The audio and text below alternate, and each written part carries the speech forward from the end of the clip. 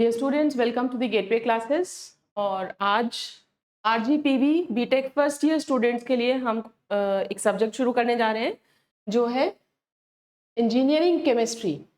और जैसा कि आप देख रहे हैं हम यूनिट 1 से शुरू करेंगे। यूनिट 1 का जो सिलेबस है उसमें ये टॉपिक्स इंक्लूडेड हैं: chief sources of water, sources and nature of impurities of water, characteristics imparted by impurities of water, then water की हार्डनेस का मतलब क्या होता है, what are the units of hardness and expression for calculating hardness, यानी कि formula क्या होता है हार्डनेस का। उसके बाद में कितनी तरीके की हार्डनेस होती है वो हम पढ़ेंगे।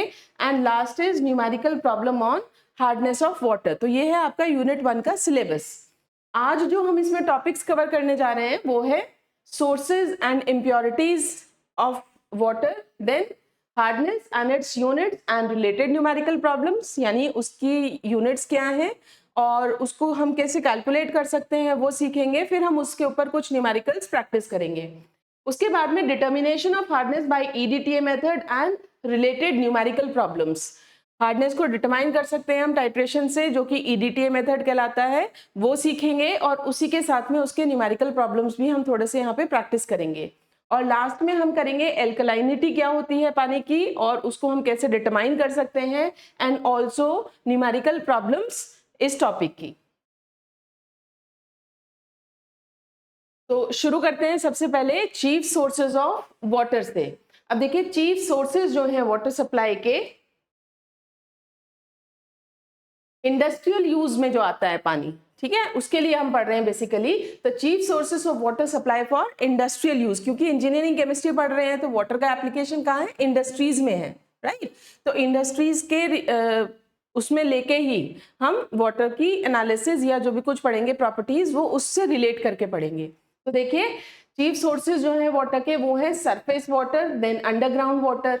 ये दो चीफ सोर्सेज है। अब सरफेस वाटर को हम कैसे डिफाइन कर सकते हैं? सरफेस वाटर जो है वो जनरली उसमें क्या क्या चीजें होती हैं, हम ये पढ़ रहे हैं कि जो भी हमें सोर्स से पानी मिल रहा है उसमें कौन कौन सी ऐसी चीजें हैं या कौन कौन सी इम्प्योरिटीज हैं जिनको हमें टारगेट करना है, जिससे कि हम उस वाटर को इंडस्ट्री में यूज करने लायक बना सके। इस चैप्टर का मोटिव ये है, ठीक है। तो उसी के रिगार्डिंग हम यहाँ पे पढ़ेंगे। तो सरफेस वाटर जो है उसमें क्या क्या चीजें होती हैं? उसमें जनरली सस्पेंडेड मैटर होता है which often contains the disease producing bacteria. तो उसके अंदर जो बेसिकली इम्प्योरिटीज हैं या पैथोजेंस है वो कौन से होते हैं? वो ऐसे बैक्टीरिया होते हैं जो कि बीमारी पैदा कर सकते हैं। Such water is not considered to be safe for human consumption. तो ऐसा पानी हम पी नहीं सकते, हम कंज्यूम नहीं कर सकते।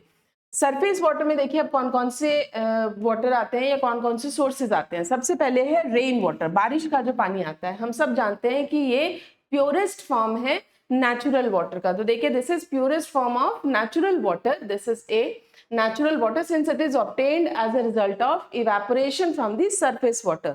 तो जो सरफेस, सबको पता है कि बारिश किस तरीके से होती है। सरफेस वाटर जो होता है वो इवेपोरेट होके ऊपर जाता है और फिर कंडेंस होके क्या होता है, वो बारिश की फॉर्म में आता है नीचे, है ना। तो ये जो है ये कैसे बनता है? इवेपोरेशन से बनता है सरफेस वाटर की। लेकिन जब ये नीचे आ रहा होता है इन द एटमॉस्फेयर, जब ये नीचे बारिश की फॉर्म में आ रहा होता है तो क्या होता है, इसमें बहुत सारी जो गैसेस वगैरह हैं या हम कह सकते हैं पॉल्यूशन की वजह से जो भी चीजें होती हैं वो इसमें एड अप हो जाती हैं। कौन कौन सी हो सकती हैं? जैसे कार्बन डाइऑक्साइड है, सल्फर डाइऑक्साइड है, या NO2 वगैरह है। और इवन सस्पेंडेड सॉलिड पार्टिकल्स जो होते हैं वो जब रेन नीचे आ रही होती है तो एटमॉस्फेयर में ये सब चीजें उसमें एड अप हो जाती हैं, तो इस वजह से वो कंटामिनेट हो जाता है या इम्प्योर हो जाता है। दूसरा सोर्स है देखिए रिवर वाटर। रिवर वाटर जो है वो कैसा है? वो रेगुलरली कांटेक्ट में रहता है सॉइल के, यानी मिट्टी के, है ना। तो क्या होता है? It contains dissolved minerals of soil such as fluoride, sulphates, bicarbonates.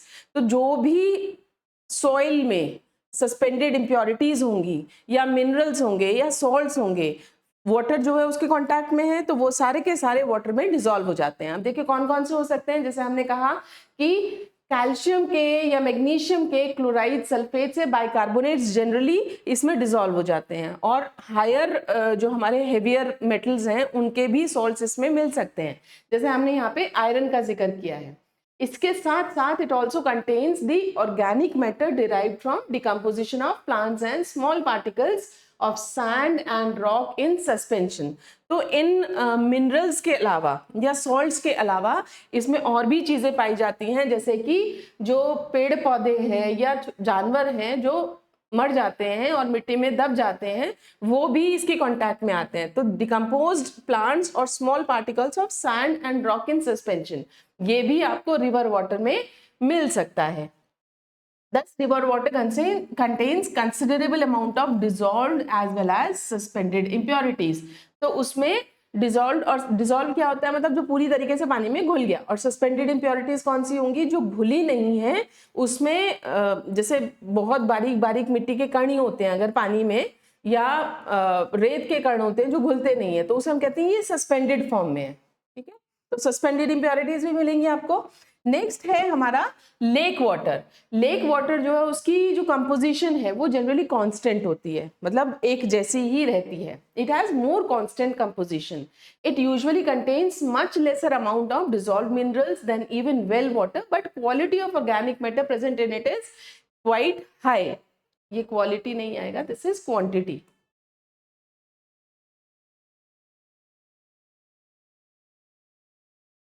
तो इसमें आप देख पा रहे हैं कि इसमें जो डिसॉल्व्ड मिनरल्स हैं, है ना, मिनरल्स कौन से होंगे, जैसे कैल्शियम, मैग्नीशियम या आयरन के जो सॉल्ट्स हैं ये मिनरल्स हैं, है ना, कैल्शियम मैग्नीशियम वगैरह जो है ये मिनरल्स हैं। तो ये कंपैरेटिवली कम है इसमें, लेक वाटर में कंपैरेटिवली कम है, जो वेल का या कुएं का पानी होता है उससे भी कम है। लेकिन इसमें क्या है, इसमें ऑर्गेनिक मैटर जो है उसकी क्वांटिटी काफी ज्यादा है कंपैरेटिवली। नेक्स्ट है हमारा sea water. This is sea water. Sea water क्या है, ये सबसे ज्यादा इम्प्योर फॉर्म है नेचुरल वाटर का। सबसे ज्यादा इम्प्योर फॉर्म जो है वो होता है हमारा सी वाटर। क्यों, क्योंकि इसमें जो है करीब करीब 3.5% तो डिसॉल्व सॉल्ट्स है। ठीक है, और out of which about 2.6% is sodium chloride. नमक रहता है इसमें इतना ज्यादा, 2.6%। आप सब जानते हैं समुद्र का जो पानी है वो ना तो पीने लायक होता है, ना ही उसको हम डोमेस्टिक यूज में ले सकते हैं, और ना ही उसको हम डायरेक्टली इंडस्ट्रियल यूज में ले सकते हैं, क्योंकि उसमें बहुत बड़ी मात्रा में सॉल्ट प्रेजेंट होता है। Other salts present are sulfates of sodium, bicarbonates of potassium, magnesium and calcium. तो NaCl यानी जो कॉमन सॉल्ट है उसके अलावा भी जो दूसरे सॉल्ट्स हैं उनकी आपके यहाँ पे नाम मेंशन कर रखे हैं। नेक्स्ट देखिए, सी वाटर अगेन यहाँ पे आ गया है, ये हमने पढ़ लिया। नेक्स्ट सोर्स है हमारा अंडरग्राउंड वाटर। तो अंडरग्राउंड वाटर देखिए, a part of rain water which reaches the surface of the earth, percolates in the earth and comes in contact with number of mineral salts present in the soil.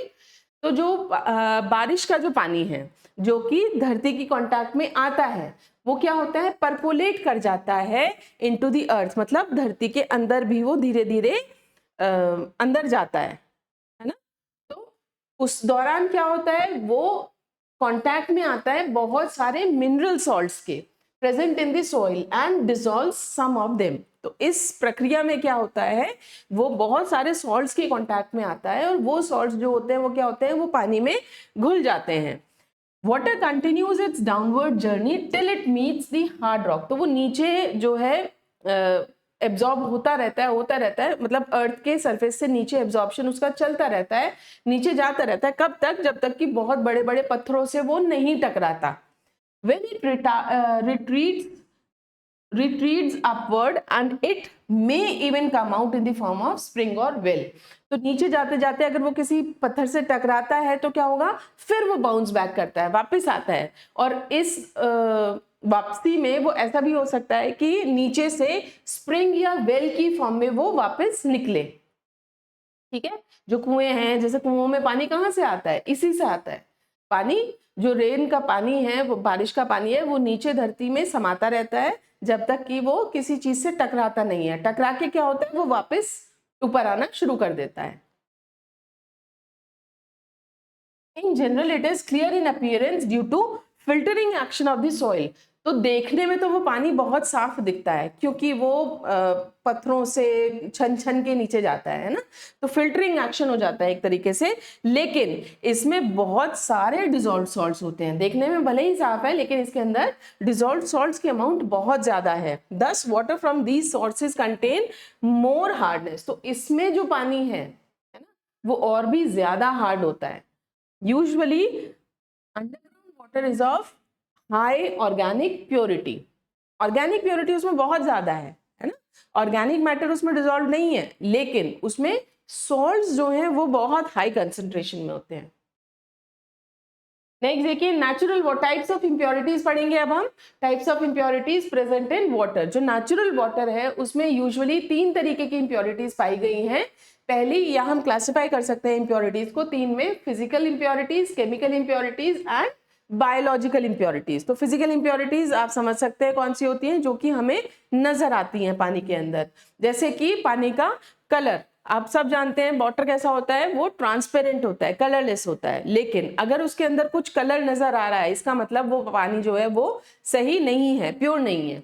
तो colour से हम make-out कर सकते हैं कि उसके अंदर कौन सी इंप्योरिटी है। जैसे आप यहाँ देख सकते हैं, colour in water usually caused by metallic substances, जो मेटालिक सब्सटेंसेस होते हैं उनकी वजह से कलर आता है पानी के अंदर, जैसे कि आयरन के सॉल्ट्स हो सकते हैं, मैंगनीज के सॉल्ट्स हो सकते हैं, पीट यानी कोयला की जो शुरुआत होती है, शुरुआती फॉर्म ऑफ कोयला कोल इज नोन एज पीट, या इंडस्ट्रियल डिस्चार्ज जो होते हैं उनकी वजह से उसमें कलर आ सकता है। देखिए जैसे कि अगर पानी में थोड़ा सा पीलापन है, येलोइश टिंज है, वो क्या बताता है कि पानी के अंदर क्रोमियम हो सकता है और appreciable amount of organic matter हो सकता है। तो पीला रंग देख के पानी का ये समझ में आ सकता है कि इसके अंदर या तो क्रोमियम है या तो काफी ज्यादा अमाउंट में ऑर्गेनिक मैटर इसमें डिसॉल्व्ड है। इसी तरीके से जो येलोइश रेड कलर है, मतलब पीला लेकिन वो थोड़ा थोड़ा लालपन लिए हुए है, तो वो क्या बताता है, वो बताता है कि पानी के अंदर आयरन के सॉल्ट्स हैं, ठीक है। वाइल रेड ब्राउन कलर जो है वो दिखाता है कि इसके अंदर पीटी मैटर यानी कि कोयले के जैसी, आपने पढ़ा होगा कोयला जो है वो किस तरीके से बनता है, अलग अलग क्वालिटीज हैं कोयले की, जैसे पीट, लिग्यूमिनस, बिट्यूमिनस, एंथ्रासाइट, है ना। तो पीट जो है वो क्या होती है, वो बिल्कुल शुरुआती फॉर्म जो होती है कोल की, कोयले की, उसको हम पीट बोलते हैं। तो वो हो सकता है पानी के अंदर, ठीक है। नेक्स्ट देखिए, नेक्स्ट है टर्बिडिटी। टर्बिडिटी मतलब क्या होती है, जो पानी जैसे हिंदी में बोलते हैं गाधला, गंदा। टर्बिडिटी अगर पानी में है वो किसकी वजह से होती है, because of colloidal impurities, extremely fine suspension such as clay, slit, finely divided matter. तो अगर बहुत बारीक मिट्टी या इस तरीके से कोई क्ले, स्लिट, ये सब कुछ अगर पानी में डिसॉल्व्ड है तो क्या होता है, पानी जो का जो अपीयरेंस है वो कैसा होता है, टर्बिड हो जाता है ना। उसको हम टर्बिडिटी से बताएंगे। Turbidity in water can be eliminated bye sedimentation followed by coagulation and filtration. तो ये कॉमन मेथड्स हैं जिनसे टर्बिडिटी को रिमूव किया जा सकता है। नेक्स्ट देखिए, नेक्स्ट है टेस्ट। पानी का टेस्ट कैसा होता है, इट इज टेस्टलेस। पानी जो है, वाटर जो है कैसा होता है, टेस्टलेस, कलरलेस, ओडरलेस, है ना। तो टेस्ट कैसा होना चाहिए, उसमें कोई टेस्ट नहीं होना चाहिए। लेकिन अगर पानी में कुछ ना कुछ टेस्ट आ रहा है तो वो किसकी वजह से हो सकता है, वो हो सकता है again because of the presence of iron, aluminium, manganese sulphate या एक्सेस ऑफ लाइम। इसकी वजह से पानी का जो टेस्ट है वो खराब हो सकता है। सोपी टेस्ट, साबुन के जैसा टेस्ट भी हो सकता है, वो किसकी वजह से होगा, अगर सोडियम बाइकार्बोनेट बहुत ज्यादा अमाउंट में है तो पानी का टेस्ट जो है वो कैसा हो जाता है, साबुन जैसे, पानी में साबुन घोल रखा हो ऐसा हो जाता है। ब्रैकिश टेस्ट, ब्रैकिश टेस्ट मतलब नमकीन, खारा पानी जिसको बोलते हैं, वो किसकी वजह से है, वो बहुत ज्यादा अमाउंट में अगर सॉल्ट प्रेजेंट है पानी में, जैसे NaCl की क्वांटिटी बहुत ज्यादा है, समुद्र का पानी खारा होता है ना, ब्रैकिश होता है, वो किसकी वजह से है, वो सॉल्ट की प्रेजेंस की वजह से है। इसी तरीके से पैलेटेबल टेस्ट जो है वो किसकी वजह से होता है, वो डिसॉल्व्ड गैसेस की वजह से होता है, थोड़ा अजीब सा टेस्ट, वो कार्बन डाइऑक्साइड की वजह से होगा। ओडर यानी महक कैसी है पानी में, ये ओडर किसकी वजह से हो सकता है, अगर उसके अंदर पॉल्यूटेड रिवर्स मिली हुई है ना, या फिर इंडस्ट्रियल डिस्चार्ज उसमें मिला हुआ है, इंडस्ट्रीज से जो गंदगी निकलती है वो अगर पानी में मिली हुई है तो उसकी वजह से उसमें बदबू भी आ सकती है। अब देखिए inorganic and organic compounds of nitrogen, sulphur and phosphorus, है ना, ये क्या है, and the putrefications of proteins and other organic materials present in sewage. तो सीवेज का जो स्लिट है वो अगर पानी में आ गया है, या ये जो हमारे एलिमेंट्स हैं नाइट्रोजन, सल्फर, फॉस्फोरस, इनकी कुछ सॉल्ट्स हैं, या इवन जो प्रोटीन्स हैं उनका प्यूट्रिफिकेशन से जो भी कुछ हुआ है वो पानी में मिला हुआ है, तो पानी में स्मेल आती है, गंदगी, बदबू आती है। Industrial effluents containing organic substances such as alcohols, aldehydes, phenols, etc. flowing into the water bodies. तो इसकी वजह से पानी में स्मेल हो सकती है। नेक्स्ट जो इम्प्योरिटीज, ये सारी इम्प्योरिटीज जो हमने पढ़ी है ये कैसी हैं, ये है फिजिकल इम्प्योरिटीज, ठीक है। अब हम बात करेंगे केमिकल इम्प्योरिटीज की। तो केमिकल इम्प्योरिटीज कैसी हो सकती हैं, पानी का जो नेचर है वो बदल सकता है। एल्कलाइन वाटर जनरली जो है वो हम पीने योग्य जो पानी होता है वो एल्कलाइन नेचर का होता है, लेकिन केमिकल इम्प्योरिटीज में क्या होगा, जैसे अगर वाटर की जो नेचर है वो एसिडिक है, तो पानी के अंदर एसिडिटी है। एसिडिटी जो है वो surface water and ground water attain acidity from industrial waste. तो अगर उसमें इंडस्ट्रियल वेस्ट मिल जाए, जो हमारा सरफेस वाटर है या ग्राउंड वाटर है, तो जैसे कि acid, mine drainage, pickling liquors, ये सब अगर पानी में मिल जाती है तो पानी की नेचर कैसी हो जाएगी, एसिडिक हो जाएगी। जनरली एसिडिटी जो है वो किसकी वजह से होती है, free carbon dioxide, mineral acids जैसे कि सल्फ्यूरिक एसिड है, या फिर वीकली डिसोसिएटेड एसिड्स जो हैं वो अगर पानी में मिल जाते हैं तो पानी को वो एसिडिक बना देते हैं।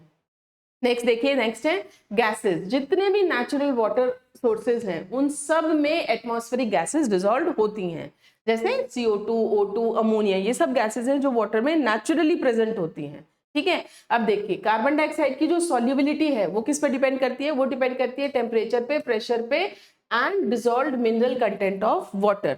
तो कार्बन डाइऑक्साइड जितनी ज्यादा ये होगा, टेम्परेचर ज्यादा है पानी का, तो कार्बन डाइऑक्साइड जो है उसकी अमाउंट ज्यादा होगी क्योंकि ज्यादा सॉल्युबिलिटी हो गई वाटर में।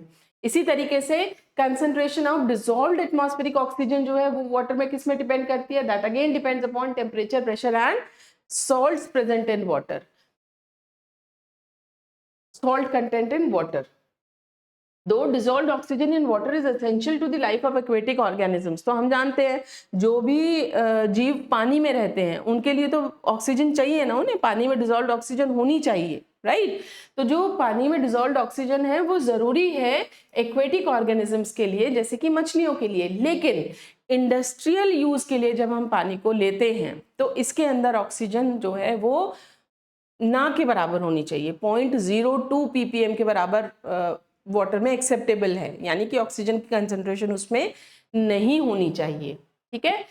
जैसे मैंने आपको बताया कि जो हम वाटर की जो कंपोजिशन पढ़ रहे हैं या कुछ भी पढ़ रहे हैं, हम यहाँ पे वाटर को पढ़ रहे हैं with regarding to industries, industrial requirement के हिसाब से, ठीक है। तो उसके हिसाब से हम यहाँ पे डील करेंगे। इसी तरीके से डिसॉल्व्ड अमोनिया जो है वाटर में वो किससे मिलता है, that is because of decomposition of nitrogenous organic matter, है ना। उसकी वजह से क्या होता है, पानी में अमोनिया की फॉर्मेशन हो जाती है। Polluted water and sewage contains nitrogen in the form of nitrogenous organic compound and urea which are partially converted into ammonia. तो जो भी सीवेज सोर्सेज हैं वो, या फिर पॉल्यूटेड वाटर जो है उसके अंदर नाइट्रोजन प्रेजेंट होता है अलग अलग ऑर्गेनिक कंपाउंड्स की फॉर्म में, जो कि बाद में कन्वर्ट हो जाता है अमोनिया में। मिनरल मैटर भी हो सकता है वाटर में। मिनरल मैटर मतलब जो हमारे एलिमेंट्स हैं, जो मिनरल्स हैं, उनके अलग अलग फॉर्म्स प्रेजेंट हो सकते हैं। It has origin from rocks and industrial effluents. तो दो सोर्सेज हो गए इसके। These include calcium, magnesium, sodium, potassium, iron, carbonates, manganese, bicarbonates, chlorides, sulfates। तो ये सब के सब हो सकते हैं in the form of minerals, in the form of salts। और कहाँ से आते हैं ये, तो ये हमने थोड़ा सा अभी पहले पढ़ा भी है कि जब पानी नीचे आता है ऊपर से, उसमें किस तरीके से ये चीज़ें ऐड हो जाती हैं, या जो सरफेस वाटर है उसमें किस तरीके से ये चीज़ें ऐड हो जाती हैं, ये सब कुछ हम पढ़ चुके हैं सोर्सेज में। However, from industrial point of view, alkalinity and hardness are important। तो जो हम फोकस करते हैं वाटर पे कि हमें इसमें से क्या रिमूव करना है, उसके रिगार्डिंग इम्पॉर्टेंट जो है, जो इम्पॉर्टेंट चीजें जिन पे हमें ध्यान देना है वो क्या होती हैं, वाटर में हार्डनेस और उसकी एल्कलाइनिटी। ये दो चीजें जो हैं ये बहुत इंपॉर्टेंट पॉइंट्स हैं with regarding to industrial water, जो पानी हम इंडस्ट्रीज में यूज करेंगे। लास्ट है हमारी बायोलॉजिकल इम्प्योरिटीज। तो बायोलॉजिकल इम्प्योरिटीज कौन सी होंगी, ये जनरली वो वाली इम्प्योरिटीज होंगी जो कि पानी में प्रेजेंट हैं, तो वो पानी को उसमें डिजीज जनरली प्रोड्यूस करती हैं, है ना। Discharge of domestic and sewage waste, घर से जो गंदा पानी है या सीवेज जो वेस्ट है वो जनरली, और excreta etcetera results in algae, bacteria, fungi, viruses, pathogens, parasite, worms etcetera. तो जितने भी ये माइक्रो ऑर्गेनिजम्स हैं, है ना, वो आते हैं हमारे बायोलॉजिकल इम्प्योरिटीज में। और वो कहाँ से आते हैं पानी के अंदर, वो आते हैं अगर वाटर में हम ये डोमेस्टिक या सीवेज वेस्ट ऐड कर देते हैं, ठीक है। एक्सक्रीटा अगर पानी में एडेड है तो उसकी वजह से ये सब जो माइक्रो ऑर्गेनिजम्स हैं ये सब पैथोजेंस जो हैं ये डेवलप हो जाते हैं। The common type of microorganisms from the point of treatment are, जिनका ट्रीटमेंट होना चाहिए वो कौन कौन से हैं, algae, fungi and bacteria which often forms slime. Slime क्या होता है, चिकना कीचड़ जैसा। thereby causing fouling as well as corrosion। तो वो पानी में फाउल स्मेल, फाउल टेस्ट देता है और पानी को कोरोड भी कर देता है, यानी ऑक्सीडाइज कर देता है पानी को। The slime so formed clogs the spray nozzles and screens of circulating pumps in air conditioning and other industrial plants। क्या होता है इनकी वजह से दिक्कत क्या आती है, जो बारीक बारीक छेद होते हैं जैसे स्प्रे नोजल्स है मान लीजिए, या फिर एसी में जो स्क्रीन्स होती हैं उसमें जो जाली होती है उसको वो क्या करते हैं, ये बंद कर देते हैं, उसको क्लॉग कर देते हैं। The water which does not give lather, अब हम हार्डनेस पढ़ रहे हैं। हार्डनेस क्या होती है, अभी तक हमने पढ़ा what are the sources of water, what are the impurities present in water, अलग अलग सोर्सेज से किस तरीके से इम्प्योरिटीज पानी में ऐड होती हैं और उसकी क्या क्या दिक्कत होती है, ठीक है, ये हमने पढ़ा। Now we are starting a topic that is known as hardness. तो सबसे पहले हम पढ़ेंगे कि हार्डनेस होती क्या है, डेफिनेशन पढ़ेंगे and then we will move on. तो देखिए वो पानी जो कि साबुन के साथ में झाग नहीं देता, the water which does not give lather with soap is known as hard water, ठीक है। ये एक डेफिनेशन हो गई हमारी। The hardness of water is caused by the presence of dissolved salts such as bicarbonates, sulphates, chlorides and nitrates of divalent metal ions like calcium and magnesium.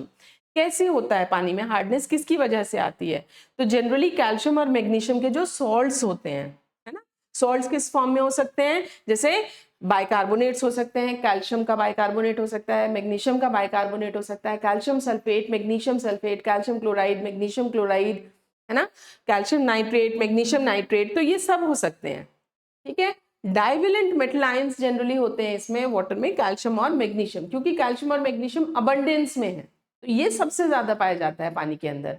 बाकी जो heavy metals हैं जैसे आयरन का हमने बीच में जिक्र किया था, या एल्यूमिनियम है, ये जनरली कहाँ पाए जाएंगे, ये पाए जाएंगे सिर्फ उस एरिया के वाटर में जो कि इंडस्ट्रीज के आसपास है, क्योंकि ये इंडस्ट्रियल वेस्ट से आते हैं हेवी मेटल आयंस।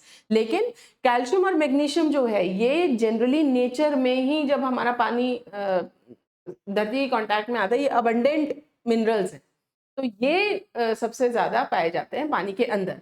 तो जब हम हार्डनेस पढ़ेंगे हम जनरली बात करेंगे कैल्शियम और मैग्नीशियम सॉल्ट्स की, ठीक है, we will refer to calcium and magnesium salts in general. तो हार्डनेस जो है वाटर में उसको हम कैसे प्रॉपर्ली डिफाइन कर सकते हैं, देखिए एक तो ये हो गया हमारा कि हार्ड वाटर होता क्या है, वो पानी जो कि साबुन के साथ झाग नहीं देता उसको हम हार्ड वाटर कहते हैं। अब हार्डनेस की डेफिनेशन क्या है, hardness of water is defined as soap consuming capacity of water. पानी के साथ में अगर हम साबुन इस्तेमाल कर रहे हैं तो उसकी जो हम ये कहते हैं कि हार्ड वाटर जो है वो साबुन के साथ में झाग नहीं देता, इसका मतलब हम क्या कह सकते हैं कि वो साबुन को कंज्यूम कर रहा है लेकिन झाग नहीं दे रहा, है ना। तो जो भी उसकी कैपेसिटी है सोप को कंज्यूम करने की, उसको हम कह सकते हैं कि वो उसकी हार्डनेस है, राइट। तो यहाँ पे डेफिनेशन एक हो गई हमारी, soap consuming capacity of water.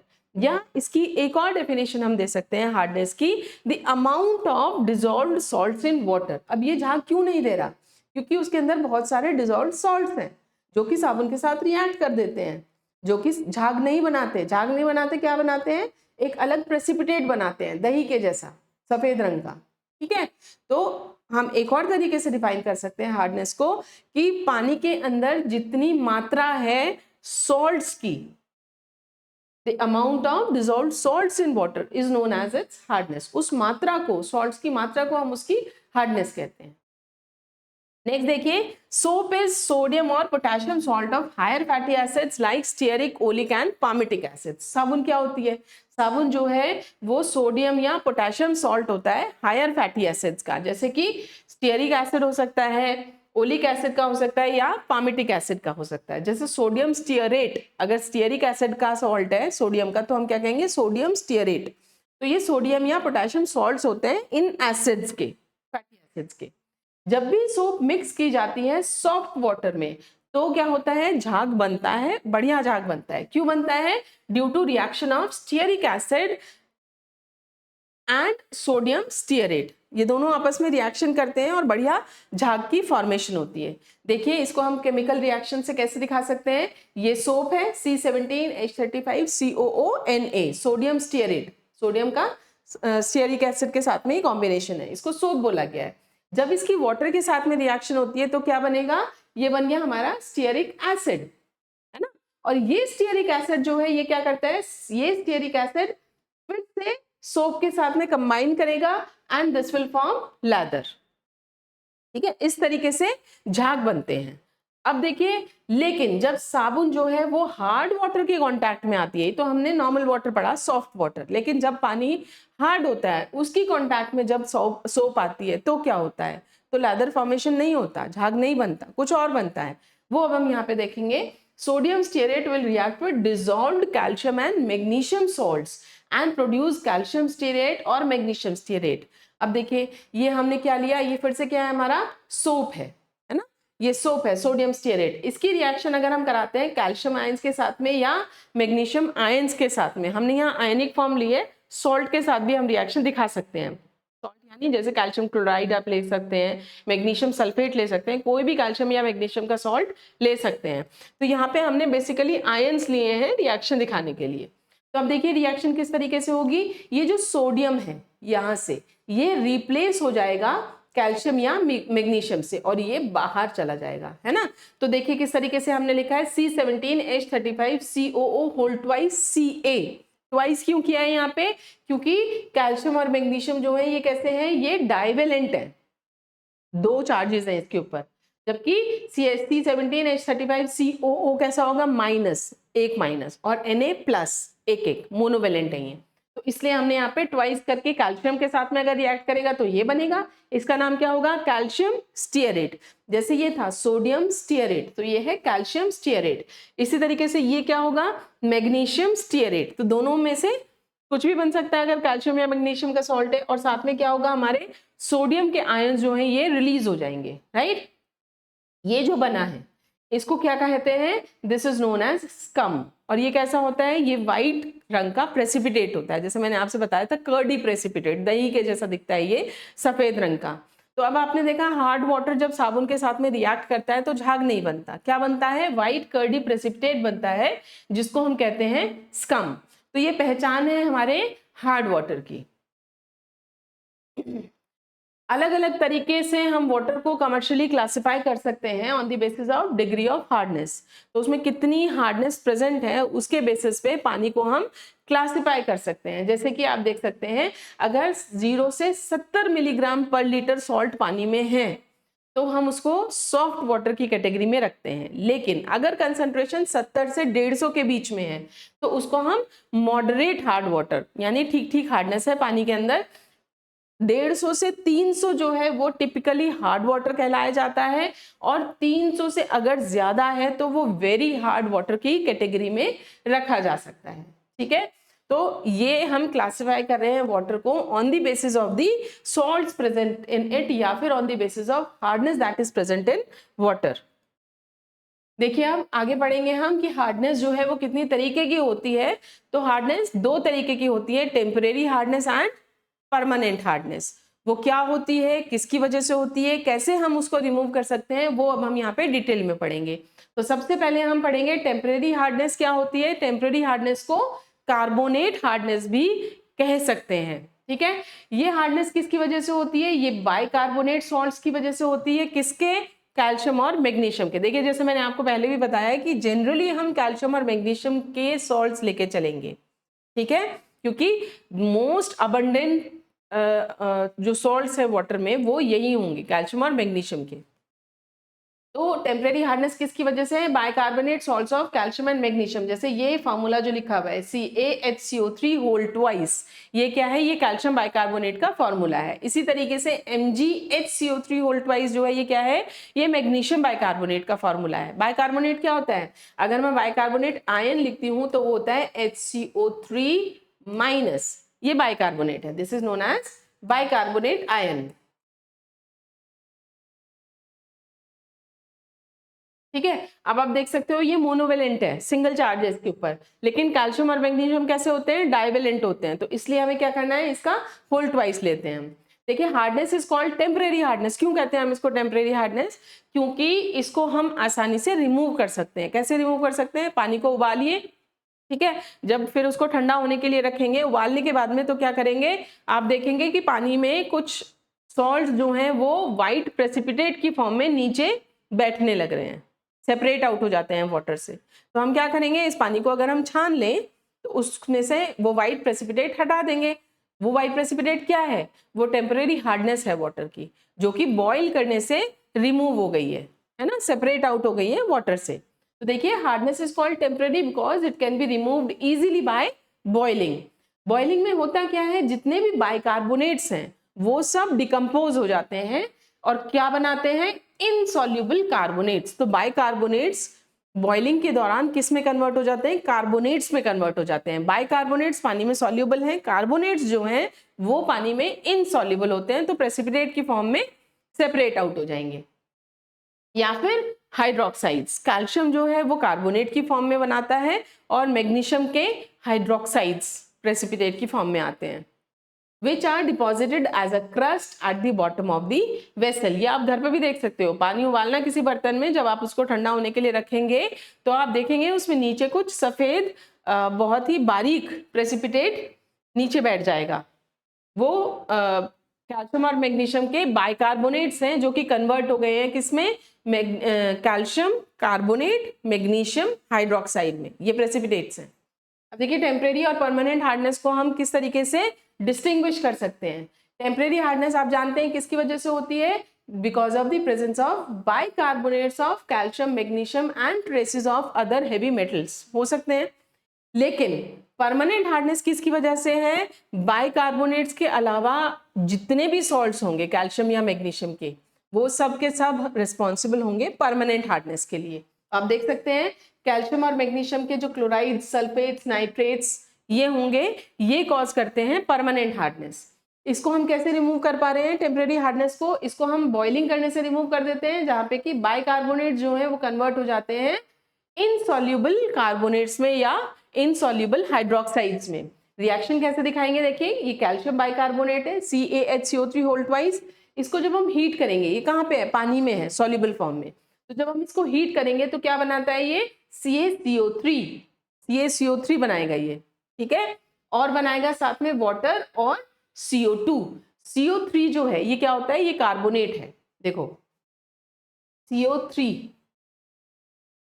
इस पे होता है 2- चार्ज, बाइकार्बोनेट पे सिंगल चार्ज था, कार्बोनेट जो है ये कैसे होता है, डाइवेलेंट होता है, 2- चार्ज है इसके ऊपर, तो इसलिए ये हमने लिखा है CaCO3, है ना, और साथ में क्या बना है, वाटर एंड कार्बन डाइऑक्साइड। अब ये जो CaCO3 है ये कैसा है, इनसॉल्युबल प्रेसिपिटेट है। इसी तरीके से मैग्नीशियम बाइकार्बोनेट जो है ये क्या बनाता है, ये पहले तो बनाता है कार्बोनेट, मैग्नीशियम कार्बोनेट, लेकिन लगातार हीट करने पे वो फाइनली कन्वर्ट हो जाता है मैग्नीशियम हाइड्रोक्साइड में, MgOH होल ट्वाइस। याद रखिएगा मैग्नीशियम कार्बोनेट जो है वो पानी में इंसॉल्युबल नहीं है, वो पानी में सॉल्युबल है, तो मैग्नीशियम हाइड्रोक्साइड की फॉर्म में इंसॉल्युबल है, प्रेसिपिटेट बनता है इसका MgOH होल ट्वाइस, और साथ में क्या निकलेगा, 2 मॉलिक्यूल्स ऑफ CO2। तो ये दोनों हैं जो कि प्रेसिपिटेट बनाते हैं टेम्परेरी हार्डनेस जब हम पानी में से रिमूव करना चाहते हैं। जबकि परमानेंट हार्डनेस जो है उसको आप पानी को बॉईल करके रिमूव नहीं कर सकते, उसके लिए आपको कुछ स्पेशल टेक्निक्स या स्पेशल ऑपरेशंस करने पड़ते हैं, जैसे कि आयन एक्सचेंज मेथड है, या जियोलाइट ट्रीटमेंट है, या लाइम सोडा ट्रीटमेंट है, या रिवर्स ऑस्मोसिस है। ये सारे तरीके हैं परमानेंट हार्डनेस को रिमूव करने के। नेक्स्ट देखिए, जो टेम्परेरी हार्डनेस है इसको कार्बोनेट हार्डनेस भी कहा जाता है, जबकि जो परमानेंट हार्डनेस है इसको हम नॉन कार्बोनेट हार्डनेस भी कहते हैं। तो ये थे डिफरेंसेस हमारे टेम्परेरी और परमानेंट हार्डनेस में। नेक्स्ट देखिए, हार्डनेस को हम कैसे एक्सप्रेस कर सकते हैं, यानी कि इसका फॉर्मूला क्या होगा, इसकी यूनिट्स क्या होंगी, अब ये सब कुछ हम पढ़ेंगे। Hardness of water is expressed in terms of CaCO3। जब भी हम हार्डनेस निकालेंगे वाटर की तो हम उसको कन्वर्ट कर देंगे CaCO3 की टर्म्स में। ठीक है, क्यों करते हैं ऐसा और करेंगे कैसे? जब हमने किसी भी सॉल्ट की वजह से हम पानी में हार्डनेस निकाल रहे हैं तो हम क्या करते हैं, उसको CaCO3 के इक्विवेलेंट वेट से मल्टीप्लाई कर देंगे। ठीक है, उससे क्या हुआ कि हमने उसको सबको कन्वर्ट कर दिया CaCO3 की टर्म्स में। क्यों किया हमने ऐसा? ऐसा इसलिए करते हैं क्योंकि एक तो CaCO3 का जो मॉलिक्यूलर वेट है वो 100 होता है और इसका इक्विवेलेंट वेट कितना होगा, वो 50 होगा, है ना। तो इसकी वजह से क्या होता है, जब हम कैलकुलेशंस करते हैं तो इनको काट पीट करने में आसानी हो जाती है, कैलकुलेशन करनी आसान हो जाती है। दूसरा कारण है कि CaCO3 जो है कैल्शियम कार्बोनेट, अभी आपने पीछे देखा कैल्शियम कार्बोनेट कैसा है, पानी में इनसॉल्युबल है, घुलता नहीं है ना। तो ये कारण है, ये इनसॉल्युबल सॉल्ट है वाटर के अंदर, तो इसको हम आसानी से प्रेसिपिटेट आउट कर सकते हैं और उसको हम वे कर सकते हैं, पता कर सकते हैं ये कितना है, तो उससे हम कैलकुलेट कर सकते हैं कि पानी में कितनी हार्डनेस है। जो हमारा सैंपल होगा वाटर में उसको हम कैलकुलेट कर सकते हैं। देखिए, ये फॉर्मूला है हार्डनेस को कैलकुलेट करने का। किस तरीके से निकालेंगे? Amount of hardness causing salt, water में जितने भी आपके सॉल्ट्स हैं जो कि हार्डनेस प्रोड्यूस कर रहे हैं वो कितने हैं। फॉर एग्जांपल, अगर मैं कहती हूँ कि मेरे पास एक वाटर सैंपल है, उसमें कैल्शियम क्लोराइड और मैग्नीशियम सल्फेट है। कैल्शियम क्लोराइड जो है वो 50 मिलीग्राम्स पर लीटर है और जो मैग्नीशियम सल्फेट है वो भी 50 मिलीग्राम पर लीटर है। तो यहाँ पे मैं क्या लिखूंगी, 50। जैसे अगर मैं कैल्शियम की वजह से निकाल रही हूँ तो अमाउंट लिखूंगी यहाँ पे 50 milligrams per litre, multiplied by equivalent weight of CaCO3, वो कितना होता है 50, upon equivalent weight of hardness causing salt. तो जो भी सॉल्ट हम यहाँ पे ले रहे हैं जिसकी अमाउंट लिखी है उसी का इक्विवेलेंट वेट हम यहाँ पे लिखेंगे। ये है फॉर्मूला हमारा हार्डनेस कैलकुलेट करने का। यहाँ पे आपको बताया गया है टोटल जो इक्विवेलेंट वेट है CaCO3 का 50 होता है, और टोटल हार्डनेस हम कैसे निकाल सकते हैं, यही फॉर्मूला आपका टेम्परेरी के लिए लगेगा, यही फॉर्मूला आपका परमानेंट के लिए लगेगा। यानी दोनों तरीके की हार्डनेस कैलकुलेट हम इसी फॉर्मूले से करेंगे। ठीक है, और टोटल हार्डनेस क्या होती है, टेम्परेरी हार्डनेस निकाल लीजिए, परमानेंट हार्डनेस निकाल लीजिए, दोनों को ऐड कर दीजिए, वो आपकी टोटल हार्डनेस हो जाएगी। देखिए, हार्डनेस को हम कैसे एक्सप्रेस कर सकते हैं, या मतलब यूनिट क्या है इसकी, 4 यूनिट्स हैं, ppm पार्ट्स पर मिलियन जिसको बोलते हैं, milligrams per litre, degree Clark और डिग्री फ्रेंच। ठीक है, इससे पहले आगे बढ़ने से पहले मैं आपको बता देती हूँ कि हम इक्विवेलेंट वेट जो है वो कैसे निकालते हैं। पीछे हमने अभी देखा कि हमें इक्विवेलेंट वेट की जरूरत पड़ती है हार्डनेस कैलकुलेट करने के लिए। तो इक्विवेलेंट वेट कैसे निकाला जाता है, इक्विवेलेंट वेट का जो फॉर्मूला है वो होता है equivalent weight is equal to molecular weight upon n factor. ठीक है, n फैक्टर क्या होता है, n फैक्टर होता है जैसे अगर हम एसिड्स ले रहे हैं तो उसमें जितने भी H+ आयंस हैं, अवेलेबल H+ आयंस, वो उसका n फैक्टर होगा। अगर हम कोई बेस ले रहे हैं तो OH- की जो अवेलेबिलिटी है वो उसका n फैक्टर होगा। तो n फैक्टर बेसिकली अगर हम मतलब लेमन लैंग्वेज में समझना चाहें तो हम ये भी कह सकते हैं, जैसे अगर मैंने लिया H2SO4, तो इसको अगर मैं डिसोसिएट करूं तो ये कैसे कन्वर्ट होगा, 2H+ एंड SO4 2-। तो इनकी जो वैलेंसी है, जैसे यहाँ पे +2, ये -2, जो कॉमन वैलेंसी है वो n फैक्टर हम ले सकते हैं, है ना। इसी तरीके से जैसे अगर मैं HCl लूं तो HCl में देखो ये H+ एंड Cl-1, इसका n फैक्टर कितना हो जाएगा 1। ठीक है, इसी तरीके से अगर मैं NaOH लूं तो Na+1 OH-1 यानी कि कॉमन वैलेंसी कितनी है, 1 है ना।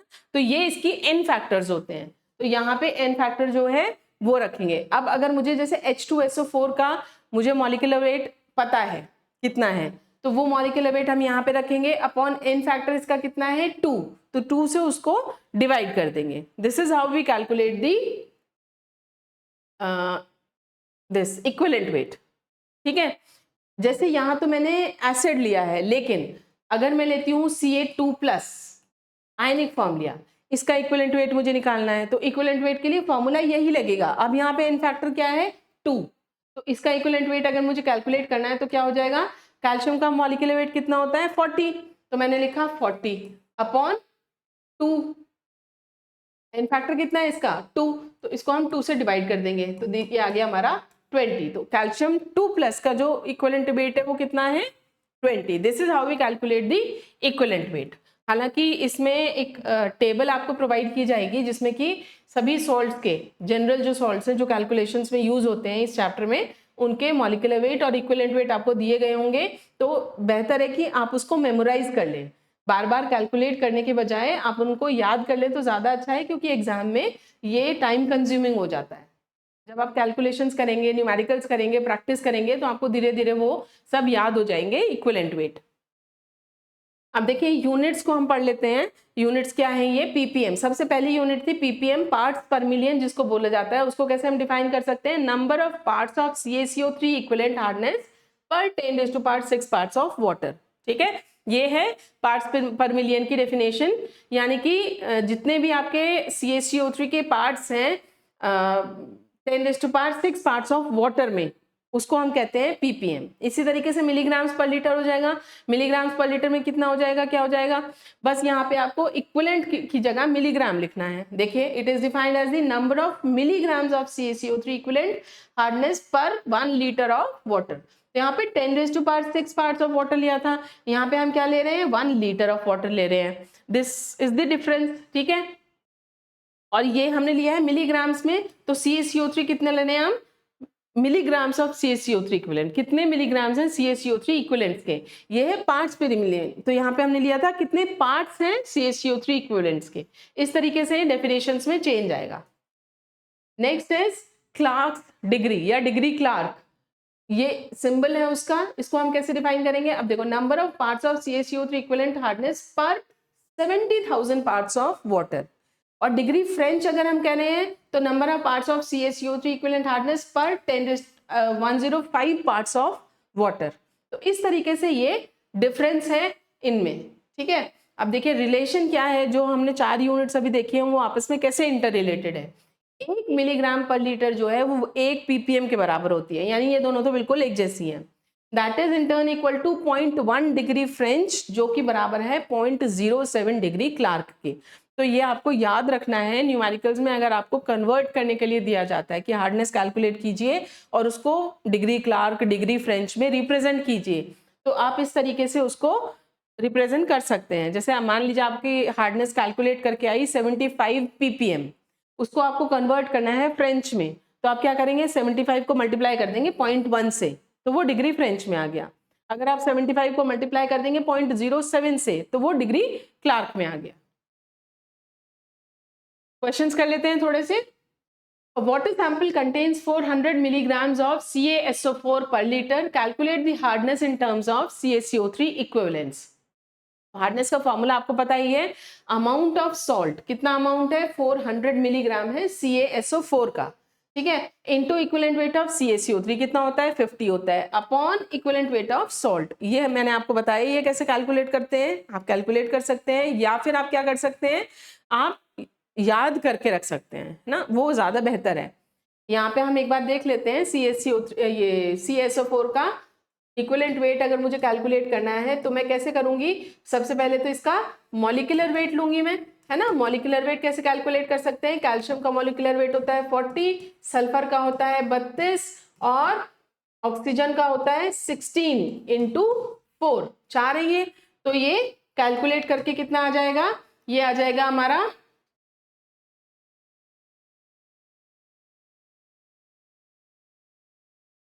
136 मॉलिक्यूलर वेट आ गया, ठीक है, CaSO4 का। अब मुझे इक्विवेलेंट वेट कैलकुलेट करना है, तो इक्विवेलेंट वेट कितना होगा 136 अपॉन कितना है, एन फैक्टर क्या होगा इसका 2 है ना। 2 क्यों लिया है मैंने, क्योंकि ये डिसोसिएट हुआ है कैल्शियम 2+ एंड SO4 2- में, तो इसका जो एन फैक्टर है वो कितना है 2 है ना। तो ये कितना आ जाएगा 2 6 12 एंड 1 68, इसका इक्विवेलेंट वेट आ गया 68। तो देखो हार्डनेस जो है, अमाउंट ऑफ सॉल्ट कितना है 400, इक्विवेलेंट वेट कितना है 50 और इक्विवेलेंट वेट सॉल्ट का कितना आया 68। तो ये कैलकुलेट करके आ गया आपका 295 मिलीग्राम्स पर लीटर, जो कि हम 295 ppm भी लिख सकते हैं। अब एक चीज का और ध्यान रखिएगा, जब हम हार्डनेस एक्सप्रेस करेंगे तो हम जनरली हमेशा ppm या मिलीग्राम्स पर लीटर में ही एक्सप्रेस करेंगे, जब तक कि हमसे ये कहा ना जाए कि आप डिग्री क्लार्क या डिग्री फ्रेंच में बताइए, ठीक है। अदरवाइज हम किस में लेंगे, बाय डिफॉल्ट हम कैलकुलेट करेंगे मिलीग्राम पर लीटर या ppm में। नेक्स्ट क्वेश्चन देखिए, how many grams of MgCO3 dissolve पर लीटर गिव्स 84 ppm हार्डनेस। यहाँ पे आपको क्या पूछा गया है, आपको ये अमाउंट पूछी गई है, कितना सॉल्ट है डिजॉल्व हुआ है जो वाटर में, और हार्डनेस कितनी दे रहा है 84 ppm हार्डनेस दे रहा है। यानी ये हार्डनेस हमें गिवन है, अमाउंट हमें कैलकुलेट करनी है, इक्विवेलेंट वेट हमें CaCO3 का पता है, और इक्विवेलेंट वेट यहाँ पे हमें किसका लेना है MgCO3 का, वो भी हम कैलकुलेट कर सकते हैं, ठीक है। तो hardness is equal to same formula लगाया हमने, राइट। ये अमाउंट हमें कैलकुलेट करनी है और ये हमें equivalent weight of CaCO3 into equivalent weight of MgCO3 ये हमें लेना है। तो देखिए इक्विवेलेंट वेट ऑफ CaCO3 कितना है 50 है, और इक्विवेलेंट वेट ऑफ MgCO3 कितना है 48 है। ये 84 ppm जो है ये हार्डनेस, ये इधर नहीं लिखी जाएगी, ये लिखा जाएगा इधर, दिस इज 84, और ये हो जाएगा हमारा अमाउंट, है ना। तो ये कैलकुलेट होगा, कैसे होगा ये, फिर अमाउंट हो जाएगी हमारी, amount is equal to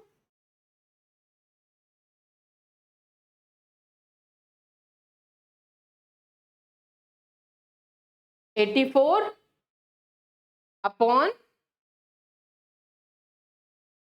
84 into 42 upon 50, ठीक है, ये आएगा हमारा, राइट। तो इसको हम कैलकुलेट कर लेंगे, उससे हमारा आंसर आएगा, ये हो गया हमारा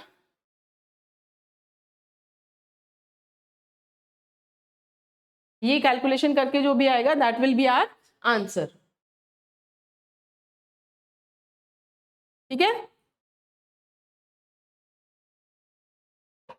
देख लेते हैं एक बार,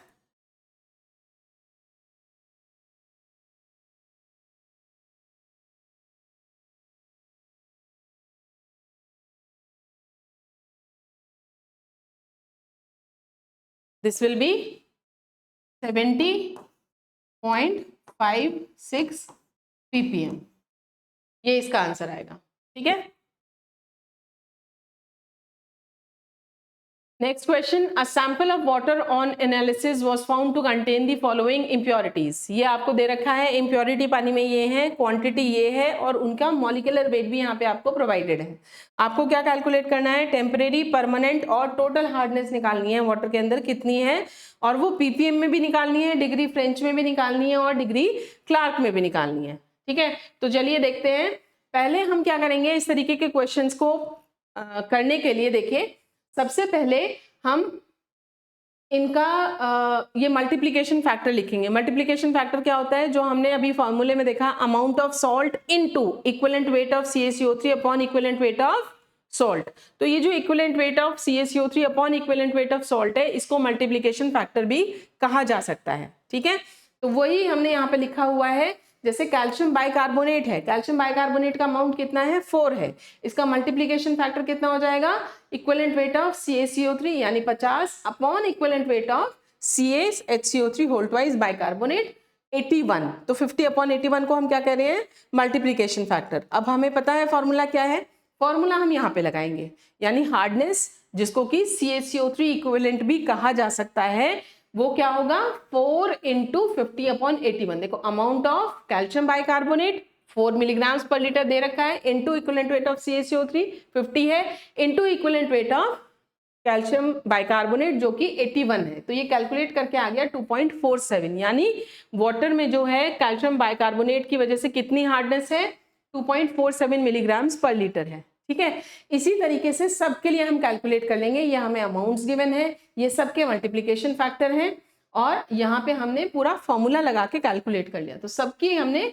यहाँ पे हार्डनेस कैलकुलेट कर ली है, राइट। देन अब हमें ये देखना है कि इसमें से टेम्परेरी सॉल्ट्स कौन से हैं और परमानेंट सॉल्ट्स कौन से हैं। आप देख सकते हो ये बाइकार्बोनेट है, ये भी बाइकार्बोनेट है। हमने पढ़ा था बाइकार्बोनेट्स जो है वो टेम्परेरी सॉल्ट्स होते हैं टेम्परेरी हार्डनेस के लिए।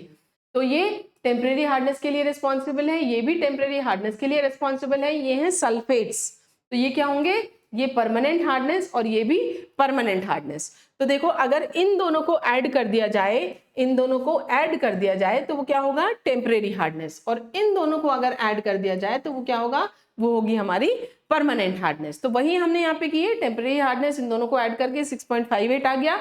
और इसको अब हम कन्वर्ट कर लेंगे डिग्री फ्रेंच और डिग्री क्लार्क में। कैसे करेंगे, 6.58 को अगर मैं मल्टीप्लाई कर दूं 0.1 से, है ना, तो वो कन्वर्ट हो जाएगा डिग्री फ्रेंच में, और अगर मैं मल्टीप्लाई कर दूं 0.07 से तो वो कन्वर्ट हो जाएगा डिग्री क्लार्क में। तो देखो यहाँ पे इस तरीके से हमने कन्वर्जन्स कर लिए हैं।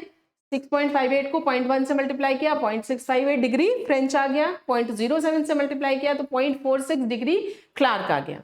इसी तरीके से परमानेंट हार्डनेस जो है वो दोनों अमाउंट जो है हमारी वो हमने ऐड की, ये आ गया हमारा answer 14.21 milligrams per litre. Similarly we can convert it into degree French by multiplying it with 0.1, और डिग्री क्लार्क में कन्वर्ट कर सकते हैं 0.07 से मल्टीप्लाई करके। तो ये तरीके हैं हार्डनेस कैलकुलेट करने के, जिसमें आप हार्डनेस भी कैलकुलेट कर सकते हो, आप अमाउंट ऑफ सॉल्ट जो कि किसी हार्डनेस के लिए रिस्पॉन्सिबल है वो भी कैलकुलेट कर सकते हो। एक ये क्वेश्चन देखिए, यहाँ थोड़ा सा अलग है ये जो तरीका है करने का। देखो 100 ml of water sample has hardness equivalent of 12.5 ml of 0.08 normal magnesium sulphate, what is it's hardness in ppm। यहाँ पे जो आपको दे रखा है वो वाटर की क्वांटिटी दे रखी है 100 ml है, और उसमें जो सॉल्ट है उसकी नॉर्मेलिटी दे रखी है।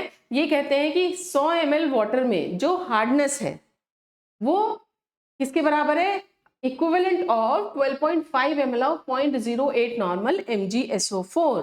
वो MgSO4 के 12.5 ml अमाउंट है और उसकी नॉर्मेलिटी है 0.08 नॉर्मल, तो उसकी हार्डनेस कितनी होगी। ठीक है, अब इसमें हमें एक फॉर्मूला लगाना है, लगाएंगे हम हार्डनेस का ही फॉर्मूला। लेकिन आप देखो हार्डनेस को जो हमारा फॉर्मूला था, अगर मैं उसको ऐसे लिख लूं, हार्डनेस या CaCO3 इक्विवेलेंट, इसी को CaCO3 इक्विवेलेंट भी बोलते हैं, CaCO3 इक्विवेलेंट। इसको अगर फॉर्मूले को मैं ऐसे लिखूं, amount of salt upon equivalent weight of salt into equivalent weight of CaCO3। तो भी वही बात है, जो फॉर्मूला था वही है ये अभी भी, सिर्फ मैंने क्या है, इक्विवेलेंट वेट ऑफ सॉल्ट जो हम यहाँ लिखते थे वो मैंने इधर लिख दिया है ना। अब आप देखो ये जो चीज़ है इक्विवेलेंट वेट ऑफ सॉल्ट को हम जब अमाउंट ऑफ सॉल्ट को डिवाइड करेंगे इससे, तो ये क्या होता है, amount of salt upon equivalent weight of salt, this is the formula of normality. अगर मुझे सॉल्ट की नॉर्मेलिटी निकालनी है तो उसका फॉर्मूला क्या होगा, अमाउंट है ना, कितना है अपॉन इक्विवेलेंट वेट, यही तो होता है। तो ये क्या हो गया, normality of salt into equivalent weight of CaCO3। तो हम हार्डनेस इससे भी निकाल सकते हैं। एक और फॉर्मूला आ गया हमारे पास, normality of salt into equivalent weight of CaCO3। तो यहाँ पे क्योंकि इस क्वेश्चन में हमें नॉर्मेलिटी के टर्म्स में क्वेश्चन दिया हुआ है, तो हमें यहाँ पे ये वाला फॉर्मूला इस्तेमाल करना पड़ेगा। ठीक है, अब देखिए नॉर्मेलिटी का जो फॉर्मूला है, अब आप देखो इसमें दो चीजें दे रखी है, एक तो है पानी और एक है सॉल्ट, है ना।